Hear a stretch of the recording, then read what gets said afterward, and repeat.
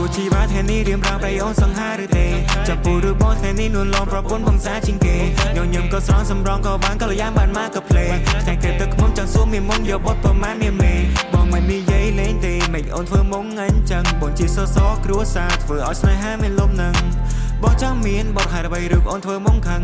មិនចង់ឃើញកូនឆ្មាដែលប្រែកាឡាទៅជាសឹងបងជាចៅចិនតែអូនវិញជាខុននារីបងជាយ៉ាងគួរតែអូនវិញជាស៊ីឡូមីស្នេហាយើងក៏ក្រើកឲ្យអូនជួយព្រះធរណីបងសន្យាជីវិតអូនគឺដូចជាចាងសេឈីបងធ្វើឲ្យអូនឲ្យមានសុភមង្គលគ្រាដែលយើងមានទិនីតែមានអូនអ្នកជួយបញ្យល់យល់ឲ្យដល់កិនឲ្យបងគិតឲ្យដល់គោលឲ្យបងយល់ពីការពិនថាស្នេហ៍អូនមាននទីពល